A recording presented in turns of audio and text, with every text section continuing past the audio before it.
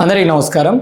ఇటీవల ఆంధ్రప్రదేశ్ మాజీ ముఖ్యమంత్రి అలానే పులివెందుల శాసనసభ్యుడు వైఎస్ జగన్మోహన్ రెడ్డి గారు పల్నాడు జిల్లాలోనే సత్తెనపల్లి నియోజకవర్గంలోని రెంటపళ్ళ గ్రామాన్ని సందర్శించినటువంటి అంశం మనందరికీ విదితమే.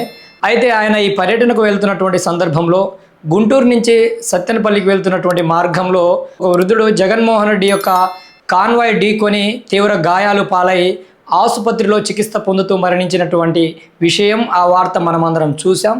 అయితే ఆ అంశానికి సంబంధించి గుంటూరు జిల్లా ఎస్పీ గారు ఒక ప్రకటనను వెలువరించినటువంటి సందర్భం కూడా మనకి తెలుసు. అయితే ఆయన తన ప్రకటనలో ఏమని ప్రస్తావించారంటే, ఇది జగన్మోహన్ రెడ్డి గారి యొక్క కాన్వాయ్ యొక్క ప్రధాన వాహనం ఢీకొని జరగలేదు, ఒక ప్రైవేట్ వాహనం ఢీకొని ఏదైతే వృద్ధుడు శ్రీంగయ్య మరణించారనేటువంటి విషయాన్ని జిల్లా ఎస్పీ గారు సతీష్ కుమార్ గారు తెలియజేసినటువంటి అంశం కూడా మనకు విదితమే. అయితే ఈరోజు ఉదయం నుంచి సామాజిక మాధ్యమాల్లో మరీ ముఖ్యంగా ట్విట్టర్లో కావచ్చు, ఇన్స్టాగ్రామ్లో కావచ్చు, అలానే యూట్యూబ్ వేదికగా ఒక వీడియో సంచలనంగా మారి వైరల్గా మారింది.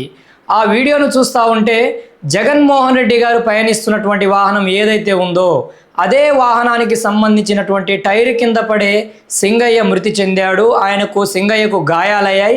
గాయాలైన తరువాత కనీసం ఆయనను చికిత్స కొరకు అంబులెన్స్ను కూడా పిలవకుండా, ఆయన హాస్పిటల్లో అడ్మిట్ చేయకుండా ఆయన తీసి పక్కన పడేసి ఎవరూ పట్టనట్లు, అక్కడ ఏమీ జరగనట్లు వ్యవహరించినటువంటి తీరు ఏదైతే ఉందో అత్యంత బాధాకరం.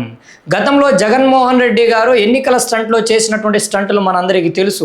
ఆయన ఎక్కడ ప్రచారం చేపట్టినా అక్కడ అంబులెన్స్ రాగానే ఆయన సైడు ఇచ్చేటువంటి ప్రక్రియ కావచ్చు, ప్రచార ఆర్భాటానికి సంబంధించినటువంటి అంశం గతంలో మనం అందరం చూసాం. మరి స్వయంగా జగన్మోహన్ రెడ్డి గారి కాన్వాయ్కి సంబంధించినటువంటి ఆయన పయనిస్తున్నటువంటి వాహనమే ఢీకొట్టి ఒక వృద్ధుడికి తీవ్ర గాయాలైతే ఎందుకు పట్టించుకోలేదు జగన్మోహన్ రెడ్డి గారు? ఈ విధంగా ఒక పర్యటన పేరుతో వచ్చి ఏదైతే సంవత్సర కాలం క్రితం చనిపోయినటువంటి ఒక కుటుంబాన్ని పరామర్శించడానికి వచ్చి ఇద్దరి వ్యక్తులను పొట్టన పెట్టుకొని వెళ్ళిపోయారు.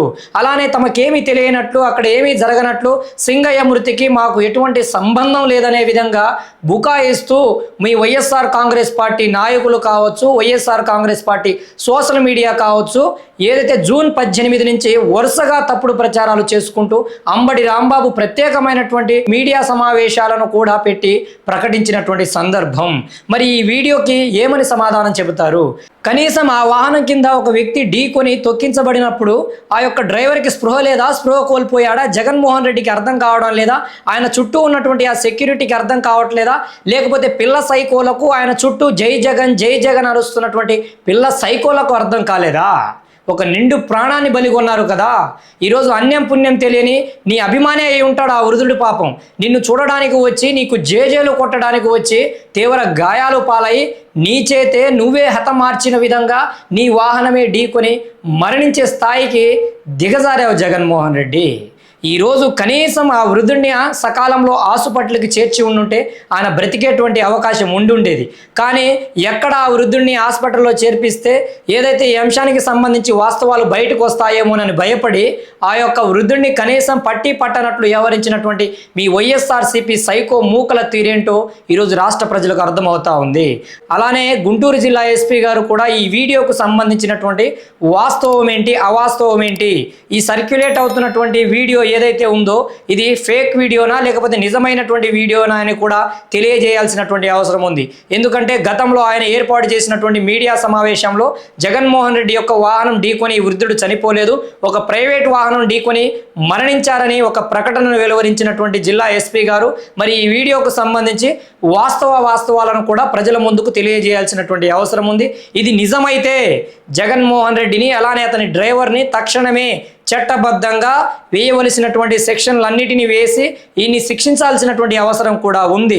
ఈరోజు పర్యటనల పేరుతో లేకపోతే యాత్రల పేరుతో ఎవరినో మోసం చేయడానికి, ప్రజలను మభ్యపెట్టడానికి వచ్చి ఆ యొక్క కార్యక్రమాల్లో పాల్గొంటున్నటువంటి వ్యక్తుల ప్రాణాలను హరించేటువంటి కుట్రలు ఏవైతే ఉన్నాయో నిజంగా బాధాకరం. గతంలో కూడా ఏదైతే పొగాకు రైతులను పరామర్శించడానికి వెళ్ళి అక్కడ భద్రత కల్పిస్తున్నటువంటి పోలీసుల మీద, అలానే జగన్మోహన్ రెడ్డి మీద నిరసన తెలిపినటువంటి మహిళల మీద దాడి చేసినటువంటి సంఘటన కూడా మనం చూసాం.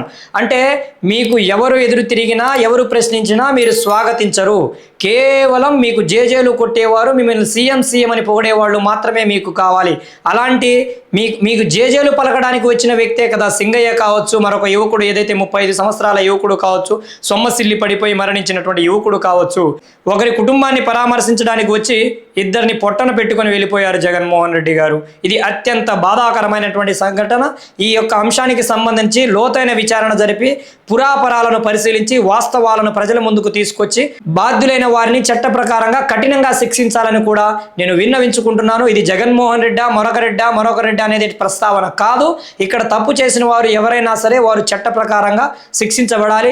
జగన్మోహన్ రెడ్డి గారు ఇప్పటికైనా మీ యాత్రలో ఇష్టానుసారంగా పిల్ల సైకోలను ప్రోత్సహించి ఇలాంటి యొక్క రఫరఫా ఆడిస్తాం, రఫరఫా నరుకుతాం, వీళ్ళను చంపుతాం, వాళ్ళని చంపుతాం అనేటువంటి మీ సైకో భావాజాలం ఏదైతే ఉందో దాన్ని మార్చుకొని బాధ్యతాయుతంగా రాజ్యాంగబద్ధంగా చట్టబద్ధంగా నడుచుకోవాలని నేను హితవును పలుకుతా ఉన్నాను.